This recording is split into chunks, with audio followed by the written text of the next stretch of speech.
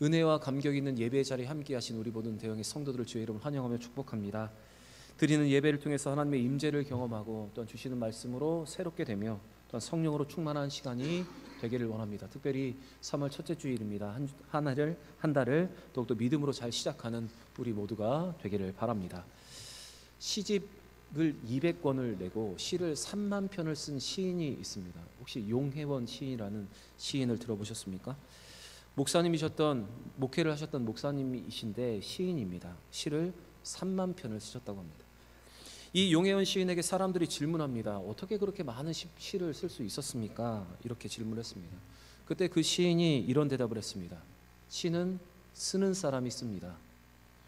계속해서 시를 쓰니 그렇게 쓸 힘이 생겼고 그러다 보니 3만 편의 시를 썼습니다. 또 피트니스 코치들이 자주 하는 말이 있습니다. 그 말은 힘은 쓰면 쓸수록 더 나온다는 것입니다. 여러분, 우리에게 힘이 떨어지는 이유는 힘을 쓰지 않았기 때문입니다. 힘이 나오지 않는 이유는 여러분 근력 운동을 하지 않고 방치했기 때문입니다. 그리고 열정이 떨어지는 이유도 무엇인가 열정적으로 계속 무엇인가를 하지 않았기 때문에 여러분 우리에게 열정이 떨어지는 것입니다. 여러분, 저는 신앙생활도 마찬가지라 생각을 합니다. 기도하는 사람이 기도합니다. 신앙생활도 열심히 하는 사람이 하나님께 은혜를 받고 또한 제대로 된 신앙생활을 할 수가 있는 것입니다. 영적으로 깨어있고 그렇게 영적으로 살려 하는 사람이 하나님 베푸신 은혜에 따라서 성령 충만에 따라서 영적인 사람이 되는 것입니다. 물론 과거와 같은 그런 젊음에서 오는 힘은 없을 수 있습니다. 그러나 현재를 살아갈 수 있는 그 힘은 우리가 힘을 계속 쓸 때, 영적인 힘을 계속 사용할 때 여러분 생기는 것입니다. 우리의 육체는 쇠약해져 갈 수 있지만 여러분 영적인 힘은 더 생길 수 있는 것입니다. 고린도후서 4장 16절에 이렇게 기록되어 있습니다. 우리 같이 한번 읽어보겠습니다. 그러므로 우리가 낙심하지 아니하노니 우리의 겉사람은 낡아지나 우리의 속사람은 날로 새로워지도다. 사랑하는 여러분, 나는 이제 나이가 들었다, 나는 힘들다 이렇게 생각하지 마시고 할 수 있는 힘을 사용함을 통해서 하나님이 주시는 그 새 힘을 얻는 우리 모두가 되기를 바랍니다. 겉사람은 낡아지지만 영의 속사람은 날로 새로워지는 우리 모든 성도들이 되시기를 바랍니다. 우리 옆에 분과 한번 이렇게 인사했으면 좋겠습니다. 힘은 쓸수록 더 생깁니다. 인사하겠습니다. 힘은 쓸수록 더 생깁니다. 다시 인사하겠습니다. 속사람이 날로 새로워지시기를 바랍니다. 인사하겠습니다. 속사람이 날로 새로워지시기를 바랍니다. 우리의 겉사람은 후패하지만 속사람은 날로 새로워지는, 또한 사용하면 사용할수록 생기는 영적인 힘을 갖는 우리 모두가 되기를 바랍니다. 사울은 길갈에서 공식적인 왕이 되었습니다. 이스라엘 백성들은 자신에게 왕이 생긴 것에 대해서 기뻐하였고 사울도 이제 명실상부한 이스라엘 왕으로 서게 되었습니다. 그런데 이 길갈에서 누렸던 은혜는 딱 2년밖에 가지 않았습니다. 사울이 받았던 은혜, 백성들이 받았던 은혜, 그들이 누렸던 은혜와 믿음의 다짐은 채 2년이 가지 않았습니다.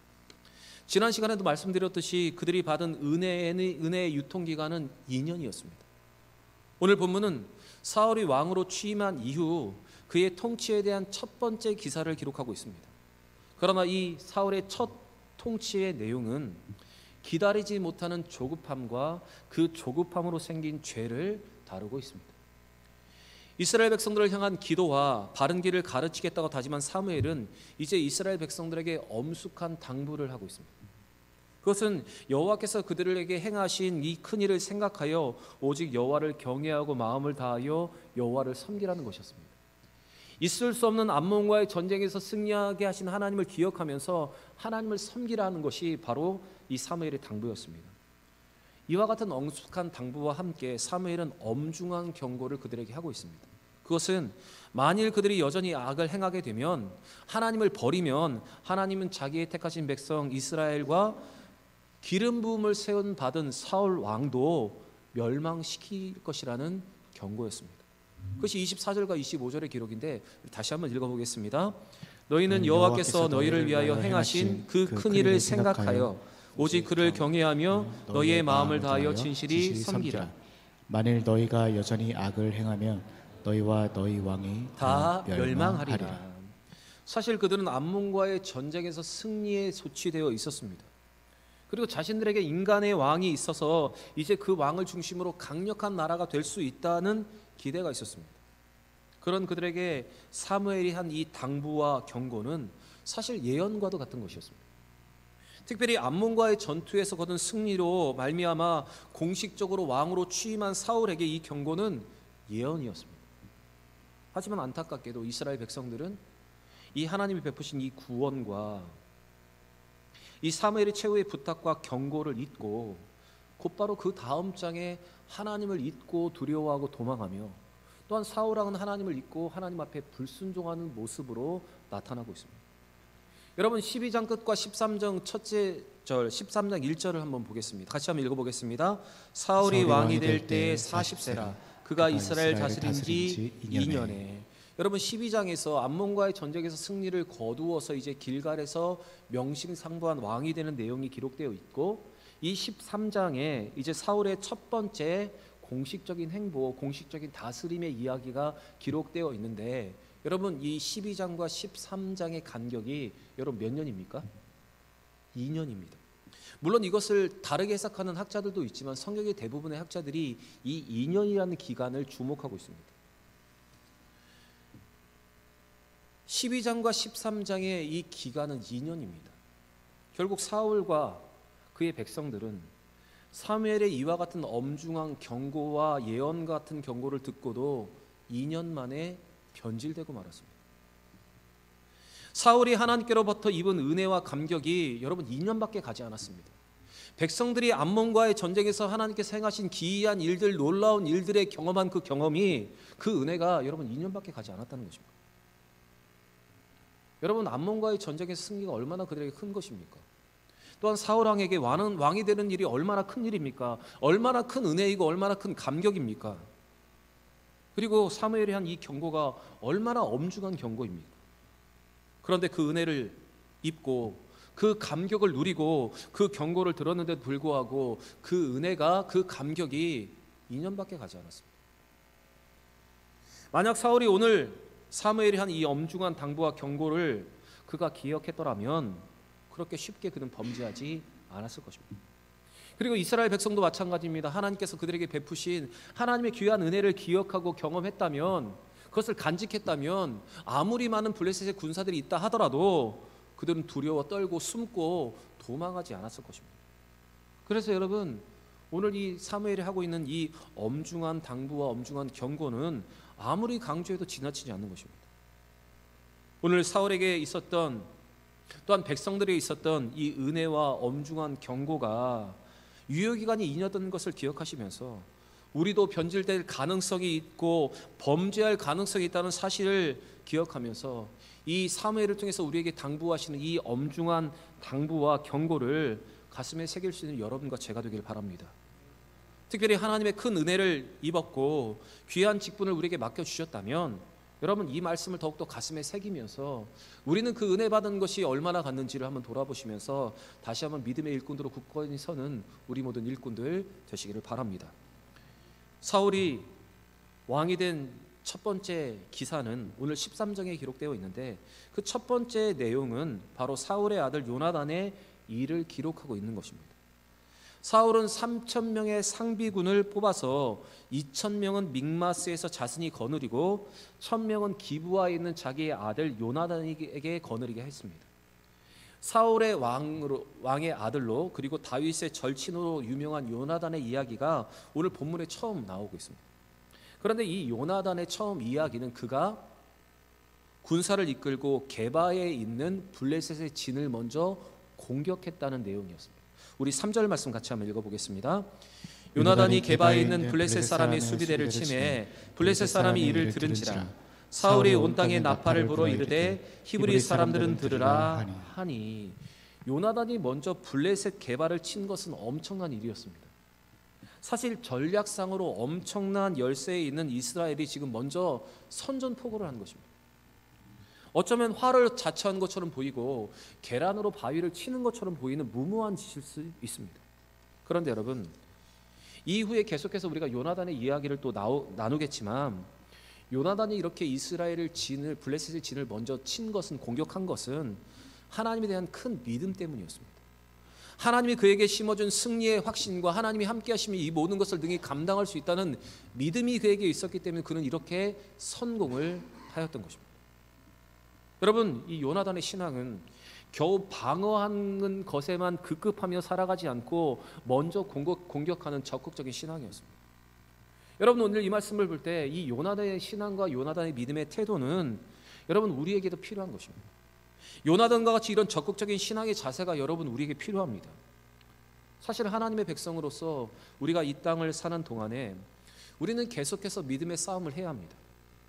이스라엘 백성들이 주변 나라와 싸울 수밖에 없었던 하나님의 백성들이었던 것처럼 우리와 우리 교회와 성도 역시 세상의 풍조와 악의 영들과 싸워야 하는 존재입니다.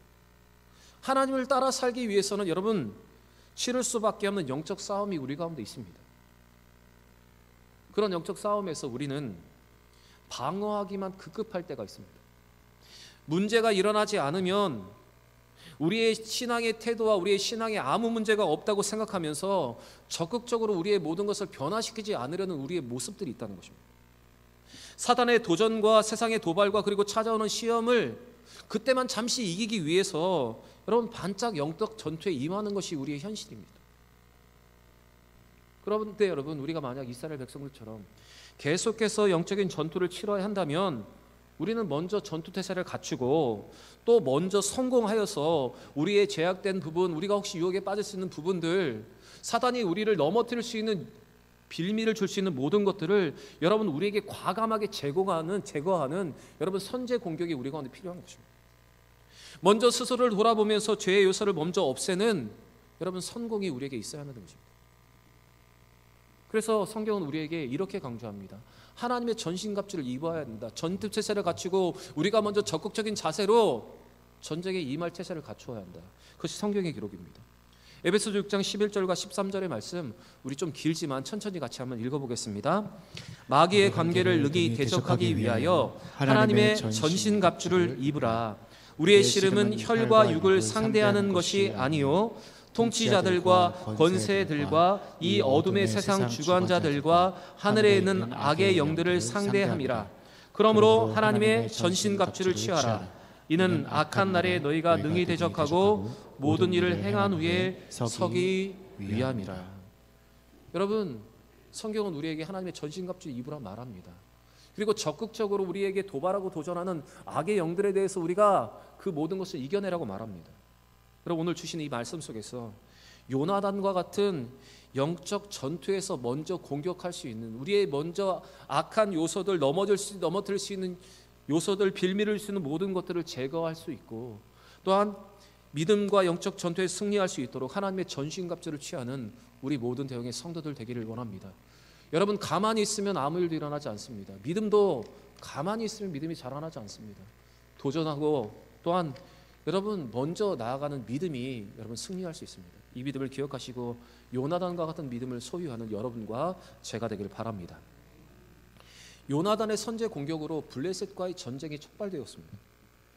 이 소식이 블레셋과 이스라엘에 퍼졌습니다. 그리하여 이스라엘 사람들은 이 블레셋으로부터 이제 미움을 받게 되었다는 것을 깨닫고 길갈로 모여서 전쟁을 준비하였고, 블레셋도 이스라엘을 징벌하기 위해서 믹마스의 진을 쳤습니다. 그것이 4절과 5절의 기록인데 같이 한번 읽어보겠습니다. 온 이스라엘이 사울이 블레셋 사람들의 수비대를 친 것과 이스라엘이 블레셋 사람의 미움을 받게 되었다 함을 듣고 그 백성이 길갈로 모여 사울을 따르니라. 블레셋 사람들이 이스라엘과 싸우려고 모였는데 병거가 3만이요 마병이 6,000명이요 백성은 해변의 모래같이 많더라. 그들이 올라와 베다인 동쪽 믹마스에 진치매. 여러분 5절 말씀을 잘 보시면 블레셋 군대가 믹마스의 진을 쳤는데 군사가 얼마나 되는지 한번 보시기 바랍니다. 병거가 3만, 마병이 6천, 그리고 보병은 해변에 모래같이 많았다, 이렇게 기록을 하고 있습니다. 여러분, 우리는 서두에서 이스라엘의 정규군이 몇 명이라고요? 3,000명이었습니다. 물론 이제 전쟁의 나팔을 불었으니 더 많은 사람들이 모였겠지만 블레셋 군대는 이스라엘이 상대할 수 없을 정도로 많은 군사력을 가지고 있었습니다. 이와 같은 블레셋 군대를 본 이스라엘은 그만 용기를 잃고 동굴이나 나무 숲이나 바위 틈이나 구덩이에 숨었습니다. 심지어는 우물에 숨는 사람들도 있었고, 어떤 사람들은 요단강을 건너 아예 길르앗 땅으로 가는 사람들도, 도망치는 사람들도 있었습니다. 그것이 6절과 7절인데 6절과 7절도 같이 읽겠습니다. 이스라엘 사람들이 위급함을 보고 절박하여 굴과 수풀과 바위 틈과 은밀한 곳과 웅덩이에 숨으며, 어떤 히브리 사람들은 요단을 건너 갓과 길르앗 땅으로 가되 사울은 아직 길갈에 있고 그를 따르는 모든 백성은 떨더라. 여러분, 전쟁이 시작되기도 전에 백성들은 블레셋의 군사력에 눌려서 싸울 힘을 전열을 상실하고 말았습니다. 보이는 것에 마음을 빼앗겨서 그들은 암몬과의 전쟁에서 승리를 이끄신 하나님의 능력과 하나님의 역사를 기억하지 못하고 있습니다. 여러분, 그들도 2년 전에 승리할 수 없는 전쟁에서 승리하게 계신 하나님의 능력을 그들은 경험했습니다. 그리고 그 하나님을 의지하며 따르겠다고 그들은 다짐을 했습니다. 그럼에도 불구하고 그들은 그 역사와 하나님의 능력을 기억하지 못하고 지금 보이는 것에 마음을 빼앗겨서 두려워 떨고 심지어 도망치기까지 하고 있는 것입니다. 여러분, 대부분의 사람들은 눈에 보이고 귀에 들리며 손으로 만져지는 것에 민감합니다. 우리도 마찬가지입니다. 하지만 성도는 보이지 않고 들리지 않고 만져지지 않는 하나님의 나라와 만물을 다스리고 통치하시는 하나님을 바라볼 수 있는 믿음의 사람들입니다. 그래서 보이는 것에 압도당하지 말고 보이지 않는 하나님을 볼 수 있는 것이 여러분 우리의 믿음입니다.